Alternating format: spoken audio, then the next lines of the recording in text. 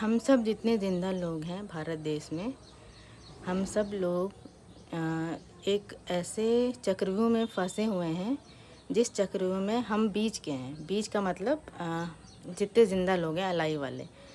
और उस चक्रव्यूह के आसपास कौन सा चक्र है? तांत्रिक वाला चक्र। वो सर्कल, मैजिक सर्कल जिसको बोलते हैं इंग्लिश में, हिंदी में पता नहीं क्या बोलते हैं, मुझे नहीं पता। और जितने तांत्रिकों को तुम लोग देखे हो बॉलीवुड में और या साउथ की मूवीज़ में, बहुत जगह पे मान के चलो कि ये सारा जो लोग जानते हैं वो सब हमेशा हज़ारों सालों से कर रहे हैं। 5,000 साल हो गए। जितनी पुरानी रामायण है ना, उससे ज़्यादा पुराना वो है। क्यों? क्योंकि रामायण में देखो कौन उड़ रहा है, हैं? रथ उड़ रहे हैं हवा में, घोड़ा उड़ रहा है हवा में। तो ये सारी चीज़ें साइंस से करते थे ये लोग।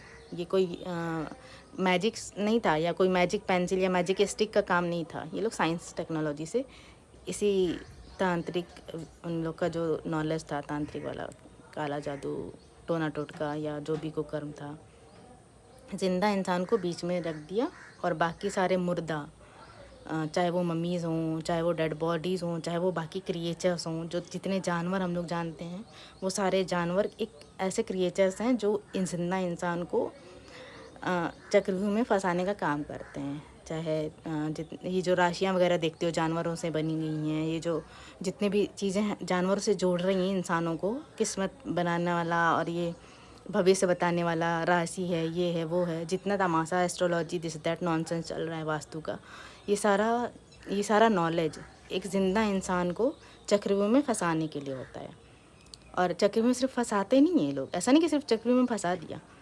ऐसा ये लोग फंसाने के बाद ट्रैप जो इन लोग का रहता है वो ये रहता है कि वो इंसान जब तक ज़िंदा है तब तक उनके कंट्रोल में रहे।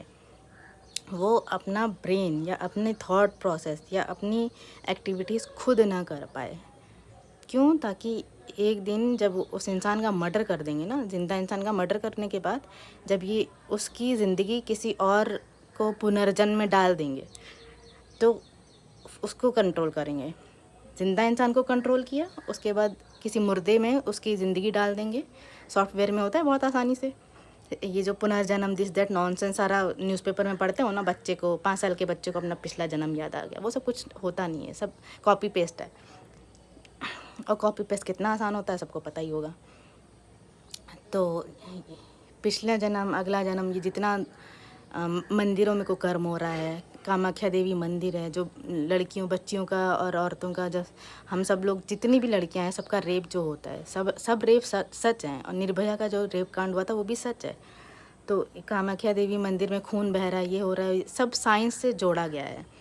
मतलब तुम्हारे लिए चक्रव्यूह बना दिया, हम सब के लिए चक्रव्यूह बना दिया, और उस चक्रव्यूह से हम सब की ज़िंदगी नकली नॉलेज और नकली चीज़ों से, हमारे आसपास कूड़ा करकट गंदगी किस लिए फैलाई जा रही है? ताकि हमें वहाँ पे पूरी तरह से फंसा के रखा जाए, हम आज़ाद ना हो पाएँ, हमें आज़ादी ना मिले, है ना? इसीलिए हमें आज़ादी ना मिले तो हम इंडिपेंडेंस डे मनाते हैं। हमें आज़ादी ना मिले इसलिए liberty office, statue of liberty बना खड़ी कर दिया इन लोगों ने। तो हमें उसमें कैद कर रखा है, पत्थर बना रखा है। हम लोग इनके लिए पत्थर हैं, है ना? जिंदा इंसान हमें नहीं माना जाता है।